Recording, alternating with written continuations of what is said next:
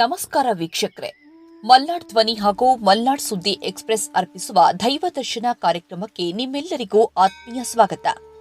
ದೈವ ದರ್ಶನದ ಈ ವಿಶೇಷ ಸಂಚಿಕೆಯಲ್ಲಿ ಇಂದು ನಾವು ಬಂದಿರೋದು ಚಿಕ್ಕಮಗಳೂರು ಜಿಲ್ಲೆಯ ಎನ್‌ಆರ್‌ಪುರ ತಾಲೂಕಿನ ಸೀತೂರು ಗ್ರಾಮದ ಶ್ರೀ ಕ್ಷೇತ್ರ ಮೆಕ್ಕನಾಡ್ಲುಗೆ. ಶ್ರೀ ದುರ್ಗಾ ಪರಮೇಶ್ವರಿ, ರಕ್ತೇಶ್ವರಿ, ಶ್ರೀ ವೀರ ಕಲ್ಕುಡ್ಕ ಹಾಗೂ ಧರ್ಮದೇವತೆಗಳ ಆರಾಧನೆ ನಡೆಯುತ್ತದೆ ಎನ್ನಲಾಗುವ ಈ ಕ್ಷೇತ್ರದ ಬಗ್ಗೆ ಇಲ್ಲಿಗೆ ಬರುವ ಭಕ್ತರು ಹಲವು ರೀತಿಯ ಅನುಭವಗಳನ್ನು ಹಂಚಿಕೊಳ್ತಾರೆ. ಈ ಕ್ಷೇತ್ರದ ಬಗ್ಗೆ ನಾವು ಯಾವುದೇ ತೀರ್ಪು ನೀಡ್ತಾ ಇಲ್ಲ. ಇಲ್ಲಿಗೆ ಬರುವ ಭಕ್ತರು ಏನ್ ಹೇಳ್ತಾರೆ, ಸ್ಥಳೀಯರು ಯಾವ ಅನುಭವಗಳನ್ನು ಹಂಚಿಕೊಳ್ತಾರೆ, ಅದನ್ನೇ ನಿಮ್ಮ ಮುಂದೆ ಇಡ್ತಿದ್ದೇವೆ.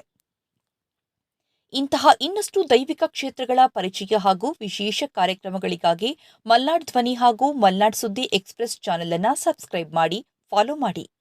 ನಿಮಗೆ ಇಷ್ಟವಾದರೆ ಈ ಕಾರ್ಯಕ್ರಮವನ್ನು ನಿಮ್ಮ ಸ್ನೇಹಿತರು ಹಾಗೂ ಕುಟುಂಬದವರೊಂದಿಗೆ ಶೇರ್ ಮಾಡಿ. ಬನ್ನಿ, ಈಗ ಶ್ರೀ ಕ್ಷೇತ್ರ ಮೆಕ್ಕನಾಡ್ಲುವಿನ ವಿಶೇಷತೆಗಳನ್ನು ಭಕ್ತರ ಮಾತುಗಳ ಮೂಲಕವೇ ತಿಳಿಯೋಣ.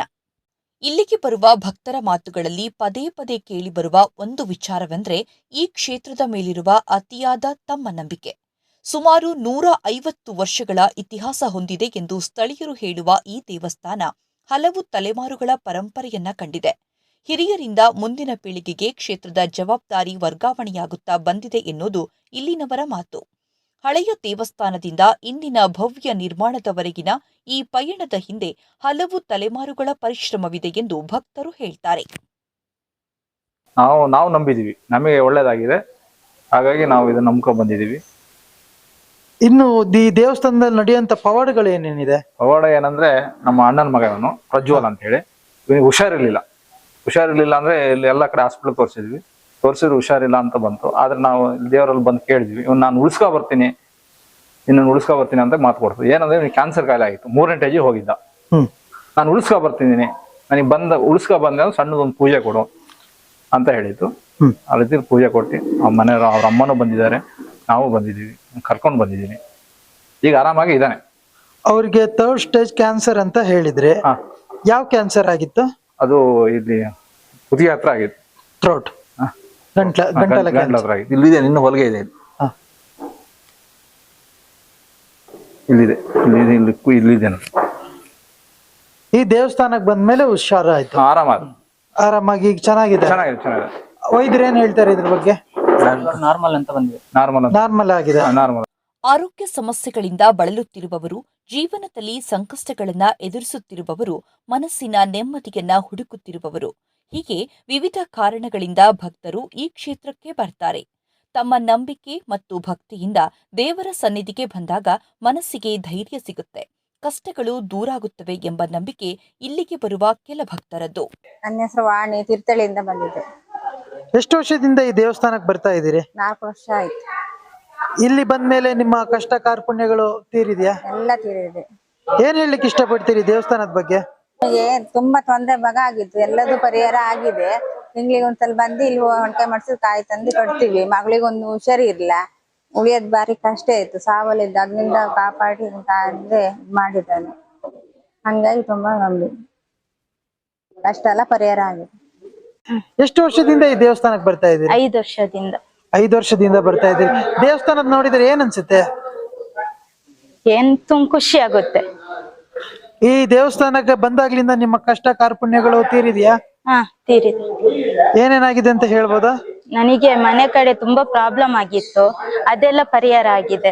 ಸ್ವಂತವಾಗಿ ಪ್ರಾಬ್ಲಮ್ ಆಗಿತ್ತು, ಅದು ಸ್ವಲ್ಪ ಪರವಾಗಿಲ್ಲ. ಇಲ್ಲಿ ಬಂದ್ಮೇಲೆ ಅದು ಕಮ್ಮಿ ಆಗಿದೆ. ಅಂದ್ರೆ ಸ್ವಂತ ಸಮಸ್ಯೆ ಆಗಿದೆ ಅಂತ ಹೇಳಿದ್ರೆ? ಹೌದು.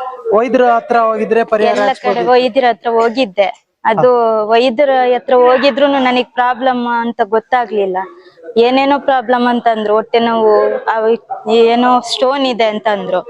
ಆಮೇಲೆ ನೋಡೋಣ, ಇಲ್ಲಿ ದೇವಸ್ಥಾನದ ಯಾರೋ ಒಬ್ರು ಹೇಳಿದ್ರು, ಇಲ್ಲಿ ದೇವಸ್ಥಾನ ಹೋಗಿ ಬನ್ನಿ, ಪರಿಹಾರ ಆಗುತ್ತೆ, ನಿಮ್ ಕಷ್ಟ ಸುಖ ಪರಿಹಾರ ಆಗುತ್ತೆ ಅಂತ. ಇಲ್ಲಿ ಬಂದ್ಮೇಲೆನೆ ನನಗೆ ಫುಲ್ಲು ವಾಸಿಯಾಗಿದೆ. ನೀವು ದೇವಸ್ಥಾನಕ್ಕೆ ಬಂದ್ಮೇಲೆ ಆಸ್ಪತ್ರೆ ಹೋಗೋದು ಬಿಟ್ಬಿಟ್ರ? ಆಸ್ಪತ್ರೆಗೆ ಹೋಗಿದ್ದು ಕಮ್ಮಿ ಬಿಟ್ಬಿಟ್ಟೆ ನಾನು. ಇಲ್ಲಿ ಬಂದ್ಮೇಲೆ ನಂದು ಪರಿಹಾರ ಆಯ್ತು ಕಷ್ಟ. ಆರೋಗ್ಯದ ವಿಚಾರದಲ್ಲಿಯೂ ಇಲ್ಲಿಗೆ ಬರುವ ಕೆಲ ಭಕ್ತರು ತಮ್ಮ ಅನುಭವಗಳನ್ನ ಹೇಳಿಕೊಳ್ತಾರೆ. ನಡೆಯಲು ಸಾಧ್ಯವಾಗದ ಸ್ಥಿತಿಯಲ್ಲಿದ್ದವರು ಇಲ್ಲಿಗೆ ಬಂದು ನಂತರ ನಡೆದಾಡುವಂತಾಯಿತು ಎಂದು ಕೆಲವರು ಹೇಳ್ತಾರೆ. ಗಂಭೀರ ಕಾಯಿಲೆಯಿಂದ ಬಳಲುತ್ತಿದ್ದವರ ಆರೋಗ್ಯದಲ್ಲಿ ಸುಧಾರಣೆ ಕಂಡಿದೆ ಎಂಬ ಅನುಭವಗಳನ್ನು ಕೆಲ ಭಕ್ತರು ಹಂಚಿಕೊಳ್ಳುತ್ತಾರೆ. ನಿಮ್ಮ ಹೆಸರು? ನಮ್ಮ ಹೆಸರು ಪ್ರಮೋದ್ ಅಂತ ಹೇಳಿ. ಪ್ರಮೋದ್ ಅವರೇ, ಇದು ಯಾವ ದೇವಸ್ಥಾನ ಇದು? ಇದು ದುರ್ಗಾ ಪರಮೇಶ್ವರಿ. ಈ ದೇವಿಯ ವಿಶೇಷತೆ ಏನು?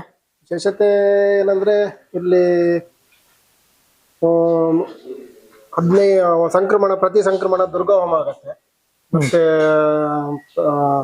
ಮತ್ತೆ ಚಂಡಿಕಾ ಹೋಮ ಆಗತ್ತೆ. ಪ್ರತಿ 3 ತಿಂಗಳಿಗೊಮ್ಮೆ ಚಂಡಿಕಾ ಹೋಮ, ದುರ್ಗಾ ಹೋಮ ಆಗತ್ತೆ.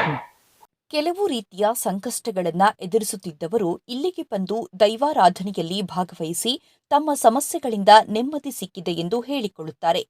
ವಿಶೇಷವಾಗಿ ದೈವದ ಆಳಿಕೆ, ಕೋಲ ಮತ್ತು ನೇಮದಂತಹ ಆಚರಣೆಗಳು ಇಲ್ಲಿನ ದೈವಿಕ ಪರಂಪರೆಯ ಪ್ರಮುಖ ಭಾಗವಾಗಿದೆ ಎಂದು ಭಕ್ತರು ಹೇಳುತ್ತಾರೆ. ದೈವದ ಮುಂದೆ ತಮ್ಮ ಸಂಕಷ್ಟಗಳನ್ನ ಹೇಳಿಕೊಂಡು ಹರಕೆ ಸಲ್ಲಿಸಿ ಮನಸ್ಸಿನ ಭಾರವನ್ನ ಇಳಿಸಿಕೊಂಡು ಹೋಗುವ ಭಕ್ತರು ಹಲವರು. ನಮ್ ಕೆಲ್ಸ ಏನೇನೋ ಕೋರಿಕೆ ಇಟ್ಟಿದ್ವಿ, ಯಾವೂ ಆಗಿಲ್ಲ. ಇನ್ನ ಒಟ್ಟಿಗೆ ನೆಮ್ಮದಿ ಇದೆ. ನೆಮ್ಮದಿ ಇದೆ ಸರಿ, ಆದ್ರೆ ಪೂಜೆ ಖರ್ಚು ಜಾಸ್ತಿ ಏನಾರು ಇದೆಯಾ? ಪೂಜೆ ಏನು ಖರ್ಚು ಏನು ಅವ್ರು ತಗೊಳೋದಿಲ್ಲ.